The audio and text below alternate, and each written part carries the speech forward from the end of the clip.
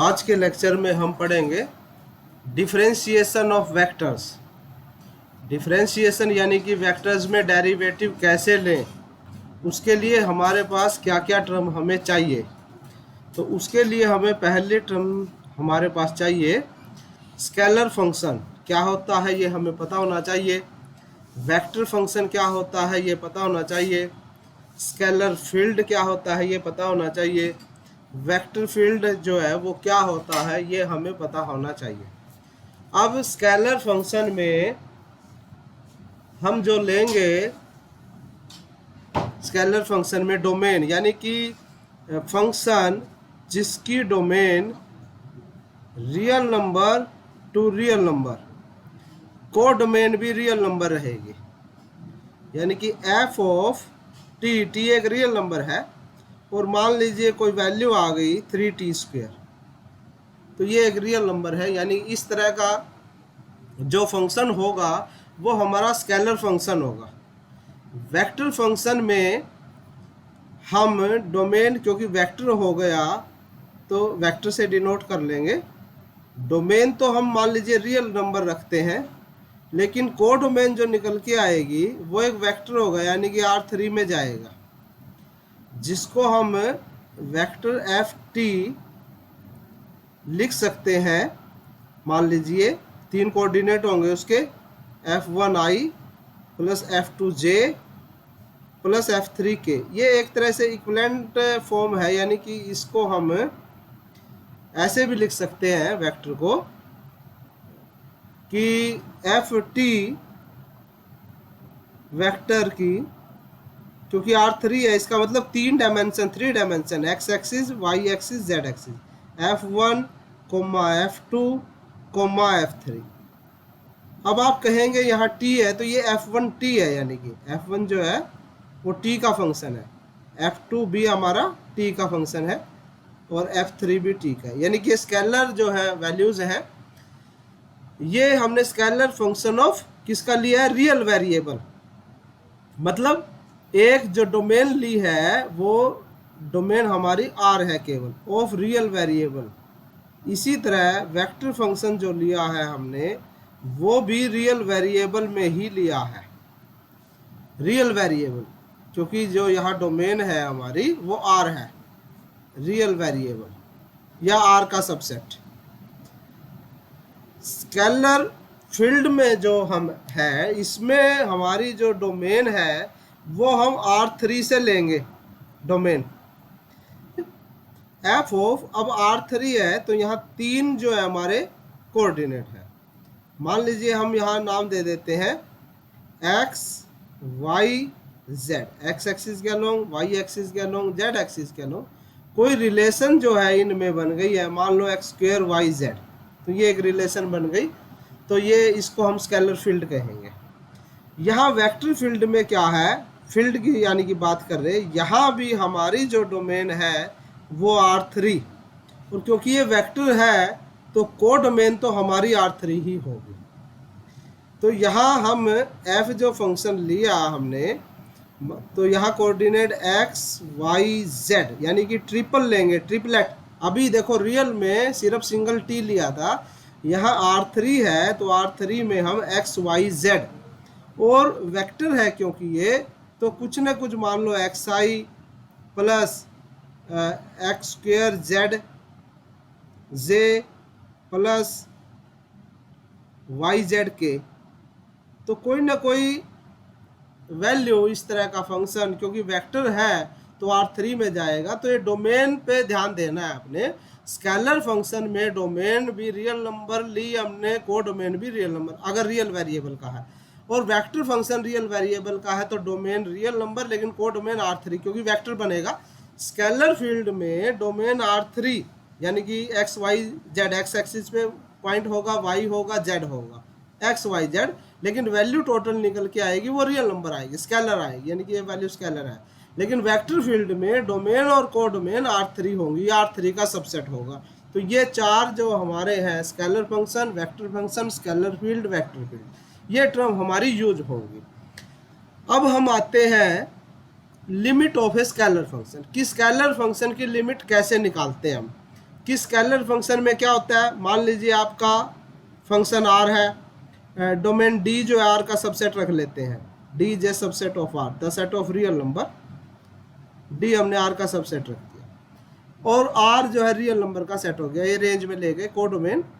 हम कहते हैं कि ये इसकी लिमिट हमने निकालनी है किसी पॉइंट पे, मान लो टी नोट पॉइंट हमने डी से ले लिया, हम टी नोट पॉइंट पे जो है इसकी लिमिट निकालना चाहते हैं, तो वो डेफिनेशन क्या होती है, डेफिनेशन प्रॉपर क्या है कि given epsilon greater than zero, there exist a delta greater than zero, ये थोड़ा हाँ पढ़ा हुआ है आपने, सच डैट लिमिट, या फिर आप इसको छोड़ देते थे।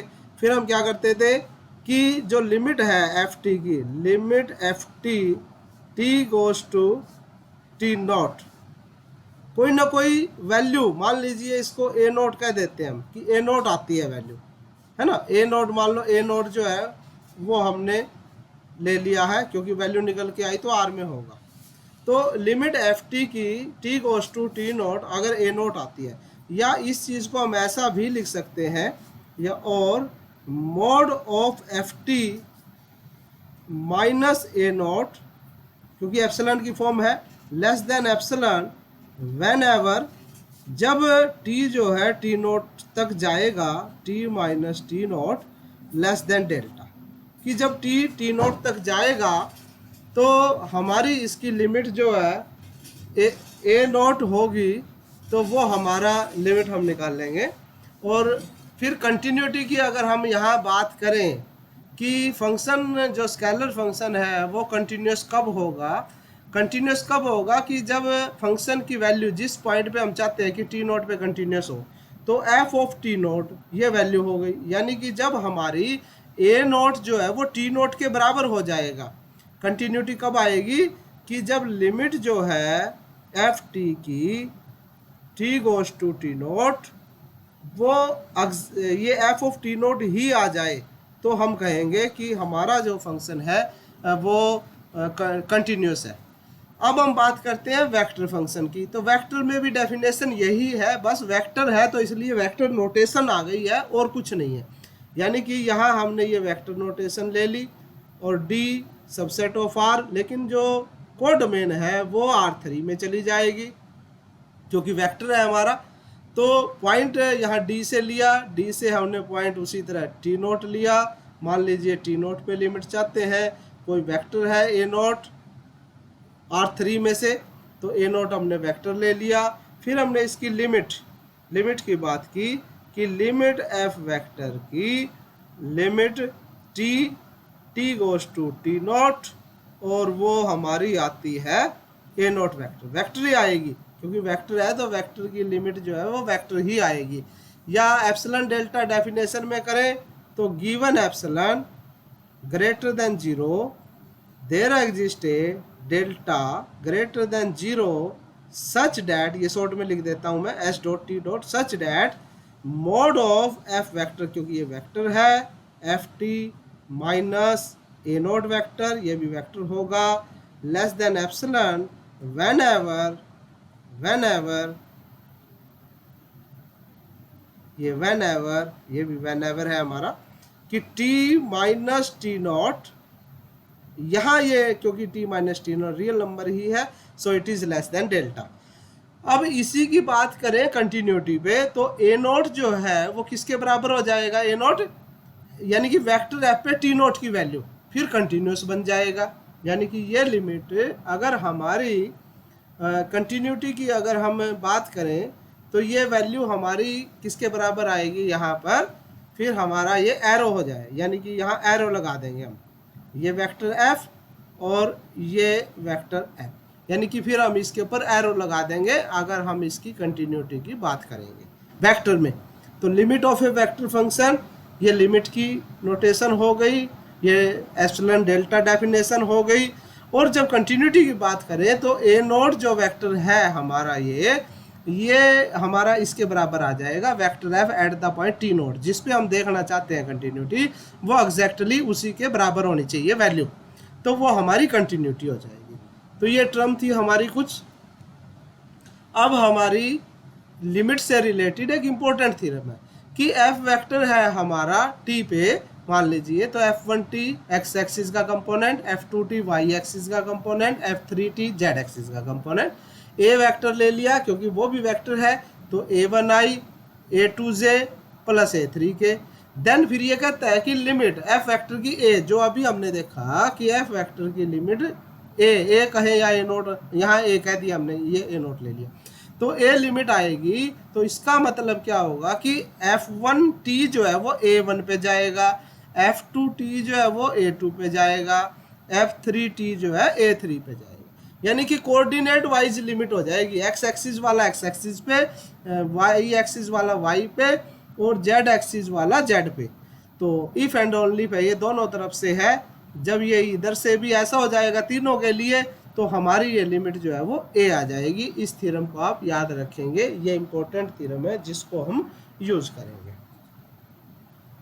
अब हम बात करते हैं कि derivative of a vector function with respect to a scalar, कि स्केलर के रिस्पेक्ट में एक वेक्टर फंक्शन का डेरिवेटिव कैसे लेंगे। डेरिवेटिव बिल्कुल यूजुअल सेंस वही है जैसे आप स्केलर में डेरिवेटिव लेते हो, यहाँ वेक्टर फंक्शन का डेरिवेटिव है। डोमेन जो है वो स्केलर है with respect to a scalar, यानी कि वेक्टर फंक्शन है हमारा, और ये डी जो सबसेट है वो आर का, को डोमेन हमारी R3 है। R3 का मतलब है कि R क्रॉस R, यानी कि 3 बार x एक्सिस का कंपोनेंट, y एक्सिस का, z एक्सिस का, तो 3 R ट्रिपल में लेते हैं हम यहाँ पर। और ये जो D सबसेट है वो R का केवल रियल नंबर का सबसेट है, D हमारा। तो हम वेक्टर फंक्शन का डेरिवेटिव कैसे लेते हैं, अब देखिए जो यूजुअल सेंस में कैसे लेते हो आप। मान लीजिए लेट R वेक्टर, क्योंकि वेक्टर है यहाँ तो let R vector is f vector t हमने ले लिया d से। अब देखिए आर्गुमेंट ऑफ फर्स्ट प्रिंसिपल क्या है डेरिवेटिव के लिए, कि t में कुछ इंक्रीमेंट होगी, t में अगर इंक्रीमेंट होगी तो r में भी कुछ इंक्रीमेंट होगी। t में हमने इंक्रीमेंट कर ली f vector t plus delta t, तो फिर कुछ ना कुछ इंक्रीमेंट r में भी हुई, तो r वेक्टर प्लस, यहाँ ये नोटेशन ध्यान से देखना, डेल्टा r, जो यहाँ वेक्टर है वो r पे नहीं है, ये पूरे डेल्टा r पे वेक्टर है। ये ध्यान रखना, बुक में भी पढ़ते हुए ये ध्यान आपने रखना है कि ये जो वेक्टर है डेल्टा r पे है, कि यहाँ कुछ इंक्रीमेंट हुई तो इसके कोरस्पॉन्ड r में भी कुछ इंक्रीमेंट हुई। तो ये मान लीजिए 1 नंबर इक्वेशन है, ये 2 नंबर इक्वेशन है। तो क्या करें, 2 नंबर में से 1 नंबर इक्वेशन को घटा दो, तो क्या आएगा, r से r तो कट जाएगा, 0 आ जाएगा, तो डेल्टा r बचेगा हमारा। डेल्टा r वेक्टर है ये डेल्टा r पे, तो ये बचेगा f vector t plus delta t minus f vector t, अब हम क्या करें कि इसको क्या करें, डेल्टा t से डिवाइड कर लें दोनों तरफ। अब इसको हमने डिवाइड कर दिया डेल्टा t से, तो इधर भी हमने डेल्टा t से डिवाइड कर दिया। अब दोनों तरफ हम लिमिट लगा दें, limit delta t goes to 0, delta t जो है वो 0 पे जाएगा, कि वेरी स्मॉल, कि हमने जो इंक्रीमेंट लिए है वो बहुत ही स्मॉल है, इसका मतलब ये है। तो ये जो लिमिट बनी, इफ एग्जिस्ट, अगर ये लिमिट एग्जिस्ट करती है, इफ एग्जिस्ट, फिर हम इसको कहेंगे derivative of r with respect to t, और फिर हम इसको लिखेंगे पूरा dr बाई dt। तो फिर देख लीजिए dr बाई dt क्या हुआ, dr बाई dt या d by dt of r vector. देखिए r वेक्टर डेरिवेटिव लिया है स्केलर के रेस्पेक्ट में, क्या लिमिट r किसके बराबर है, ft के, delta t goes to 0, r vector किसके बराबर है, t का फंक्शन है f, t plus delta t minus f vector t divide by delta t goes to 0। अगर यह लिमिट एग्जिस्ट करती है तो this is called the derivative of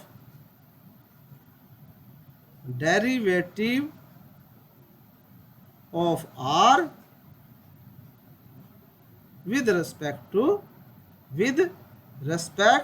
to, ये शॉर्ट में लिख दिया मैंने, with respect to t T के रेस्पेक्ट में। ये टी यहाँ वाला वेरिएबल है, ये टी है TO2 with respect to T के रेस्पेक्ट में। टी हमारा वेरिएबल है, या आर वेक्टर का मतलब है FT या FT कहें, या इसको हम ये भी लिख सकते हैं d/dt ऑफ FT। जो वेक्टर FT है हमारा, FT का डेरिवेटिव, तो ये FT का डेरिवेटिव हुआ। इसी तरह आप सक्सेसिव डेरिवेटिव लेंगे, इसका डबल डेरिवेटिव, फिर इसका एक डेरिवेटिव और ले लीजिए, वो डबल डेरिवेटिव हो जाएगा, फिर ट्रिपल डेरिवेटिव, फोर्थ डेरिवेटिव, तो इस तरह हम चलेंगे। अब डेरिवेटिव में हमारे पास वेक्टर के अंदर अब क्या क्या बनेगी, ये आप चेक कर सकते हैं। कुछ प्रॉपर्टीज डेरिवेटिव के अंदर, तो वो प्रॉपर्टीज जो है ऑन डिफरेंशिएशन क्या आएंगी आपकी वेक्टर के अंदर, डिफरेंशिएशन ऑन वेक्टर्स। तो पहली प्रॉपर्टी हम करते हैं d/dt of f vector plus g vector, कि दो वेक्टर को जोड़ लें और फिर हम उनका डेरिवेटिव लें, या फिर जैसे यूजुअल में करते हो आप, दोनों का डेरिवेटिव अलग अलग कर दो, df/dt प्लस dg/dt, या अगर माइनस का साइन है तो आप माइनस लगा देंगे यहाँ पर, तो ये प्लस माइनस दोनों में आएगा। अब ये तो आसानी से हो गया। अब हम करते हैं डॉट प्रोडक्ट, कि डॉट प्रोडक्ट में d/dt, क्योंकि दो वेक्टर की डॉट प्रोडक्ट हम ले सकते हैं, दो वेक्टर हमारे पास, दो वेक्टर की डॉट प्रोडक्ट, तो ऑर्डर मेंटेन रखना है। याद रखने का तरीका कि first function as such dot dg/dt, उसी तरह प्लस फिर फर्स्ट फंक्शन का derivative dot second function as such g as such, तो ये डॉट में हो गया। अच्छा, इसी तरह क्योंकि दो वेक्टर की हम क्रॉस भी ले सकते हैं, d/dt of f vector cross g vector, दो वेक्टर की क्रॉस भी हम ले सकते हैं, तो उसके लिए हमारा डेरिवेटिव क्या होगा। सो ऑर्डर मेंटेन रखना है, डेरिवेटिव उसी तरह आएगा, सिर्फ डॉट की जगह क्रॉस है तो क्रॉस का निशान आ जाएगा। First function as such cross dg/dt, क्योंकि dg/dt भी एक वेक्टर बनेगा दोबारा, प्लस फिर f वेक्टर का derivative cross g vector as such. तो डॉट में भी ऐसे ही आ जाएगा फार्मूला, सेम जैसे प्रोडक्ट रूल होता है हमारा, यहाँ भी क्रॉस में भी प्रोडक्ट रूल जैसा यूजुअल सेंस में होता है वही हो जाएगा। अब एक स्केलर मल्टीप्लिकेशन का देख लेते हैं। स्केलर मल्टीप्लिकेशन यानी कि वेक्टर को स्केलर फील्ड से मल्टीप्लाई किया, फाई है, फाई स्केलर है और f वेक्टर है, तो ये कर सकते हैं हम। इसमें भी वही रहेगा, फाई df/dt, यहाँ ना डॉट आएगी ना क्रॉस आएगी, क्योंकि स्केलर मल्टीप्लाई सीधी जाती है, प्लस फिर d/dt into f vector as such आ जाएगा। अब इसमें हम मान लीजिए हमारे पास स्केलर ट्रिपल प्रोडक्ट है तीन की, f vector, g vector, h vector, तीन वेक्टर की स्केलर ट्रिपल प्रोडक्ट है। उसमें डेरिवेटिव कैसे लेंगे, तीन वेक्टर की स्केलर ट्रिपल प्रोडक्ट का डेरिवेटिव, ये ध्यान से देखना है। याद रखने का तरीका क्या है कि स्केलर ट्रिपल प्रोडक्ट बनाएंगे, पहले f का ले लीजिए df/dt, g as such, g vector as such, h vector as such, ये तीन की स्केलर ट्रिपल प्रोडक्ट हुई।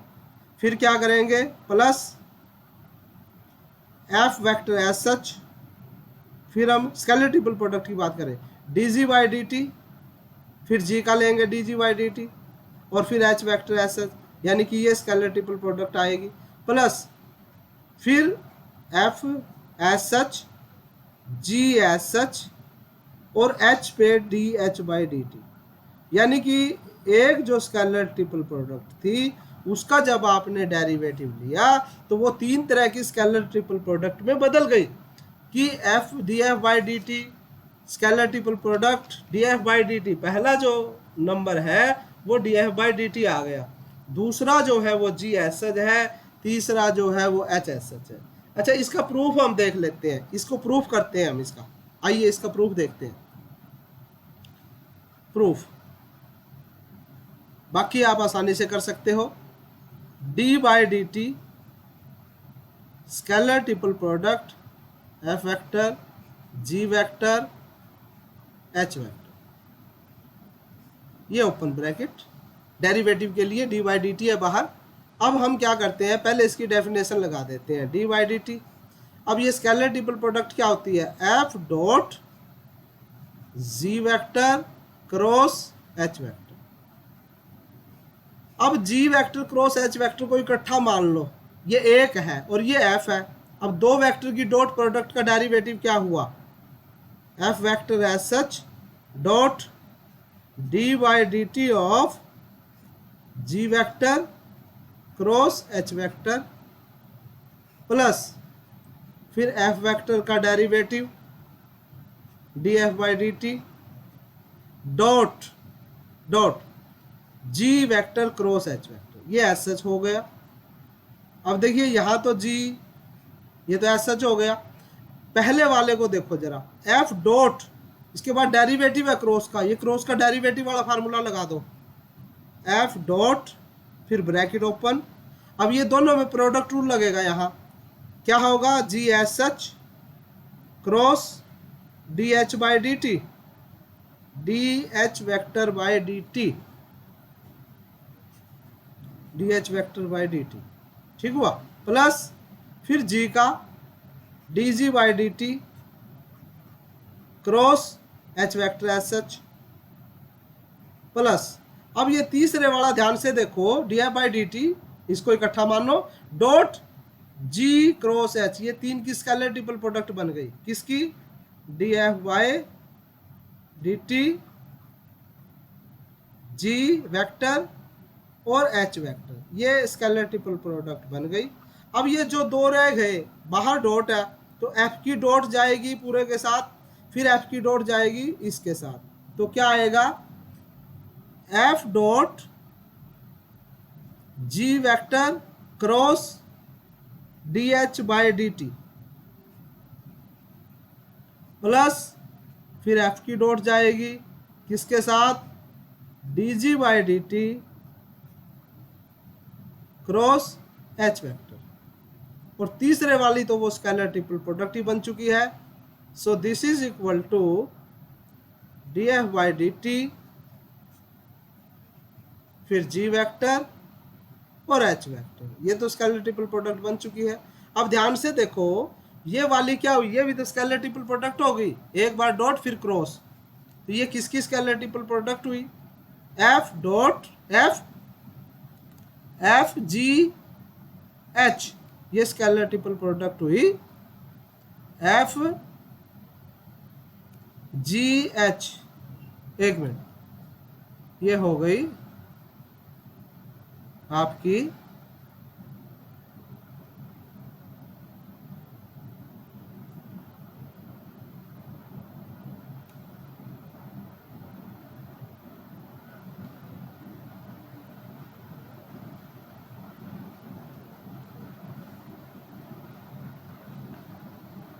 ये स्केलर ट्रिपल प्रोडक्ट हो गई F vector ji vector D H by D T, और दूसरी स्केलर ट्रिपल प्रोडक्ट हो गई, इसको देखो जरा, F D G by D T H, तो ये भी स्केलर ट्रिपल प्रोडक्ट हो गई, F vector D G by D T H vector, और तीसरे वाली ये स्केलर ट्रिपल प्रोडक्ट थी, क्या थी, D F vector by D T G vector H vector. तो अब देखो इसको rearrange, D by D T of derivative लेना है हमने किसका, तीन वेक्टर की क्रॉस है, F vector cross G vector cross H vector, तीन वेक्टर की अब क्रॉस की बात करते हैं, एक बार डॉट एक बार क्रॉस हमने ले ली। ये भी बिल्कुल उसी तरह है कि आपने क्या करना है, पहले D F by D T, पहले इसका डेरिवेटिव ले लो क्रॉस, बाकी दो को एज सच रखो, ब्रैकेट की इंपॉर्टेंस है, ब्रैकेट ऑर्डर नहीं चेंज करना, ब्रैकेट नहीं चेंज करनी, सिर्फ डेरिवेटिव 3 टर्म आएंगी, डेरिवेटिव आप लगाते रहे। फिर आपका एफ एस सच होगा cross D G by D T cross H vector plus F vector cross G vector, bracket वही आएगी cross D H by D T. तो इस तरह हम डेरिवेटिव लेंगे और डेरिवेटिव लेके डॉट में डेरिवेटिव लेंगे, क्रॉस में डेरिवेटिव लेंगे और डेरिवेटिव लेके ये क्वेश्चंस को हम सोल्व करेंगे। तो आज के लेक्चर में इतना ही। थैंक्स।